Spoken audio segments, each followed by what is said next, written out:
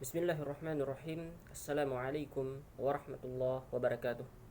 Alhamdulillah wassalatu wassalamu ala Rasulillah wa ala alihi wa sahbihi wa man wala wa ba'du.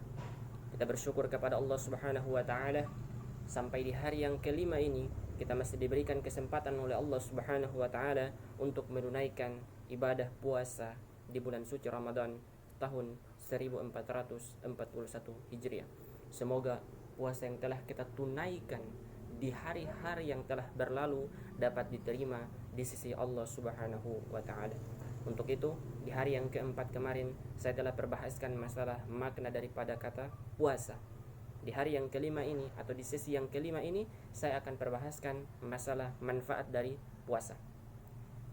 Allah Subhanahu wa taala berfirman dalam Quran surah Al-Baqarah ayat 183, "Ya ayyuhalladzina amanu kutiba alaikumusiyam." Wahai orang-orang yang beriman, sesungguhnya aku telah wajibkan kepada kalian untuk menunaikan puasa itu, yakni puasa di bulan suci Ramadan khususnya. Dalam Islam, puasa diterapkan dalam rukun yang keempat sebagai syariat Nabi Muhammad SAW. Maksudnya kalau kita sudah mengaku beriman, maka harus penuhi syariat itu. Itu merupakan rukun daripada Islam yang kalau tidak dikerjakan maka bisa membuat seseorang itu mendapati dosa. Seluruh aktivitas khususnya ibadah yang ada di dalam muslim atau diwajibkan kepada seluruh kaum muslimin, maka setiap aktivitas itu pasti memiliki manfaat tersendiri, memiliki manfaat masing-masing. Misalnya kita disuruh sholat, salah satu manfaat daripada sholat itu supaya kita tenang, mendapatkan ketenangan di dunia maupun di akhirat. Kita mendengar panggilan muadzin, hayya 'alas shalah, kita bertanya, kenapa sholat ya Allah? Hayya 'alal falah, supaya kamu menang, supaya kamu bahagia, supaya kamu nyaman, bukan hanya di dunia tapi di akhirat juga. Untuk itu bukan hanya sholat, haji dan lain sebagainya yang memiliki manfaat, tapi puasa juga memiliki manfaat. Apa manfaat puasa itu? Manfaat puasa disebutkan dalam berbagai macam di kitab-kitab oleh para ulama, setidaknya mengerucut kepada dua manfaat. Pertama, meningkatkan amal soleh kita, meningkatkan ketakwaan kita.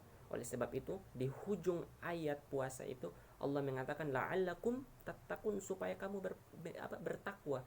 Jadi orang yang berpuasa itu salah satu manfaatnya meningkatkan ketakwaannya kepada Allah Subhanahu wa taala. Bukankah kalau orang puasa tidak mau bergibah?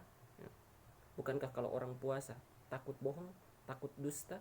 Bahkan kalau dia berpuasa yang awalnya atau sebelumnya malas baca Quran, ini lebih sering baca Quran, bahkan berusaha menghatamkan Al-Quran selama bulan Ramadan.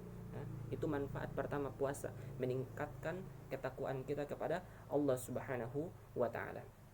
Kemudian yang kedua, yakni menahan maksiat, mendongkrak kalau bahasanya kita mendongkrak untuk tidak berbuat amal yang salah. Menahan maksiat intinya. Jarang, hampir kita tidak temukan orang yang berpuasa suka berbohong.